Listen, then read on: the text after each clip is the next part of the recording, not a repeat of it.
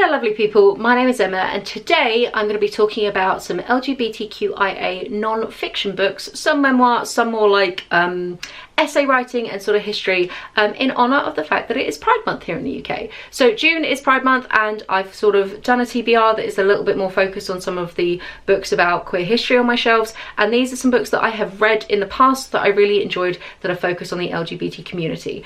So let's jump in and have a chat about some of these, shall we? The first one is Sensible Footwear, A Girl's Guide by Kyte Charlesworth, and this is a graphic memoir. It's one of the few graphic memoirs I've ever read and it's a really fun format, and it's basically about Kate's experiences coming to terms with the fact that she was a lesbian, her coming out, her relationships, but then also alongside that a history of gay rights in general. It's really cool images, it's so much fun. This is like a page of various famous people who have identified as queer in different ways. You get some really lovely like traditional kind of panels. The colours are just absolutely fantastic and it's sort of just a really lovely reading experience in general because you get that personal but you also get that much more macro look. So rare for me to recommend a graphic anything, so I thought I'd sneak a graphic memoir in there from the outset. The next book I wanted to talk about is And the Band Played On by Randy Shilts. This is an epic look at the history of the AIDS epidemic and it is just so detailed, so in depth. It's an absolute brick of a book. It is looking at some of the early cases that were diagnosed, people who were coming in with Kaposi sarcoma, and then how this sort of spread, how this became onto people's radar as being sort of connected with other cases and things sort of there being something more insidious that was going on under the surface than the initial presentations, and then the race to try and actually like discover what this thing was, and then the subsequent race afterwards to try and find a way to sort of treat it. It does, obviously the AIDS epidemic definitely disproportionately targeted gay men, and does it look at how it affected things like kind of the clubbing culture and sort of the more relaxed attitudes towards sex that definitely had to change because of the AIDS epidemic and the way that it really just swept through queer communities and completely devastated people's lives.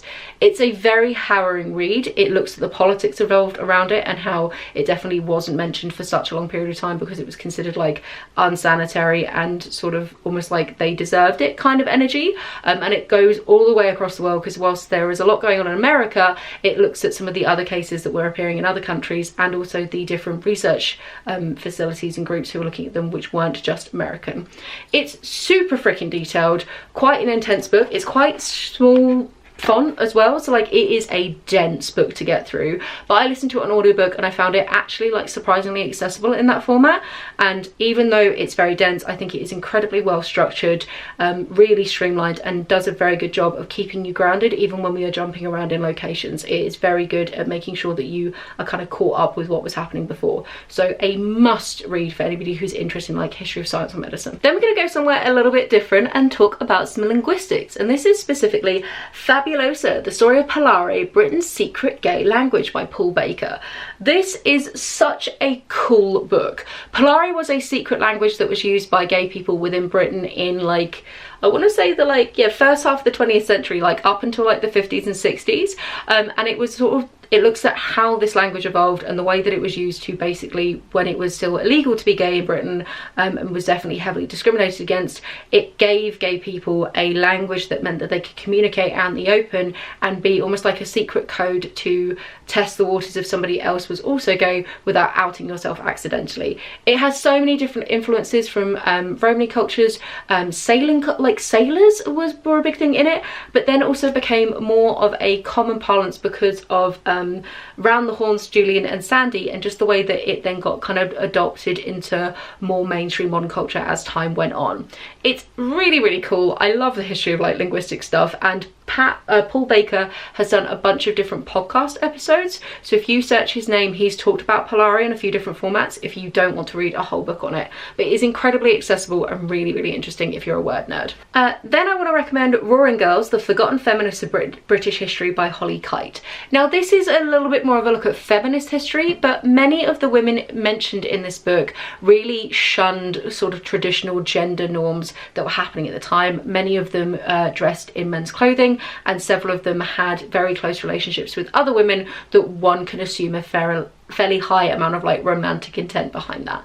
It's an interesting book as well because Kyte has a whole section at the beginning talking about how difficult and anachronistic it can be to apply modern terms such as feminist or trans or queer back to people in history who wouldn't have had that terminology available to them and may not have identified in that way, and how it can be quite difficult to try and like reclaim people in history as being queer icons when that's not necessarily how they would see themselves, and sort of the different rationale why a woman might choose to wear men's clothing historically in the past. Each chapter is focused on a different woman. You get people like Gentleman Jack that you may have heard of before, and it's just a really interesting look at British history, and definitely focused on people who won't have had the spotlight on them in the past as much in the same way. The next book I'm going to talk about is Life as a Unicorn by Amrou Al-Kadhi. This is a journey from shame to pride and everything in between, and details Amrou's experiences being a very much in the closet Muslim man, and then him sort of coming out as a drag queen further down the line. It's a really interesting memoir. One thing I will say is Amrou comes from a position of like very large financial privilege. He ends up going to Cambridge. He comes from an incredibly rich Muslim background, and so there is a little bit of insensitivity there and sort of a lack of acknowledgement of that privilege. But in terms of other areas of his life, the fact that he is struggling with his identity as somebody within the queer community, and then wanting to explore this drag queen culture of like identity of his, and how that conflicts with his religious beliefs and sort of his family beliefs, it's an incredibly interesting read. Amrou I've actually seen perform. He was around in Cambridge during my time when they were doing various sort of nights at the student union, so that was sort of a nice little personal touch where I didn't know him personally, but I have seen him, and it talks about sort of his experiences after Cambridge and then trying to kind of make it big in the drag queen scene. It's really, really cool, and if you're a fan of like RuPaul's Drag Race and stuff like that, this is a fascinating look like behind the scenes. Not that he was on RuPaul's Drag Race, but like behind the scenes of the kind of drag queen world. On that note, if anybody knows if any of the queens of RuPaul or anything like that have written any books, it's definitely an area that I'd love to know more about, like the history of drag culture. So if anybody has any recommendations, please do put them in the comments down below, because this definitely is something that I've been meaning to check out more of and just haven't quite got around to finding the right book for it yet. So let me know what you think. The next book I want to recommend is Amelia Abraham's Queer Intentions, A Personal Journey Through the LGBTQ+ Culture. This is a series of essays from Amelia Abraham just about sort of her experiences as a lesbian within a queer space, and sort of the way that she feels that queer culture has sort of changed over the years. The standout essays for me that I still really vividly remember talks about RuPaul's Drag Race and the kind of commodification and commercialization of drag, and indeed sort of gay identity as a whole. Was really, really interesting as a way of like looking at when things become more mainstream, the impacts that that has on those marginalized communities who have historically had to find solace with each other because of the fact that they are shunned, and sort of when things get kind of co-opted in that way. And then there was a really interesting essay on gay marriage and whether marriage is even something that, like, again, because of the fact that it was something that people were barred from for so long, should that then be an end goal? So really just interesting musings about what it is like to be within a culture and society that is like a group that is on the fringes for so long. When you start to become more accepted, how does that impact the way that that group interacts?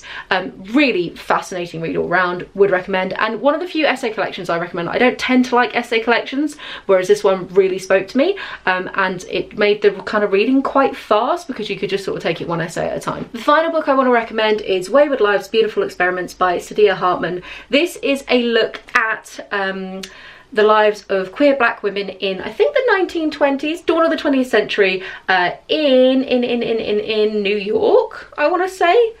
I'm pretty sure it's in New York. It's sort of this gloriously lyrical kind of history book that sort of really is blurring that line between fiction and non-fiction in the sense of the writing style of it. It's very much just these snapshots of these women's lives, and it's just such a beautiful lyrical read. So you just get this kind of window into their day-to-day experiences and sort of the relationships that they have. So if you're a fan of like literary fiction, I think this book will be right up your street, but it is based on like real people's lives and real people's experiences. So really, really interesting book. So there you have it. Those are some books that I just wanted to recommend in honour of Pride Month. A look at queer culture in various different ways, whether it be very personal memoirs or more sort of historical essay collection style things. If you have any books that you want to recommend for me in this kind of area, please do leave them in the comments down below. And if you have read any of these and disagree with me, let me know what you think. Have a wonderful reading week, and I'll chat to you soon. Bye!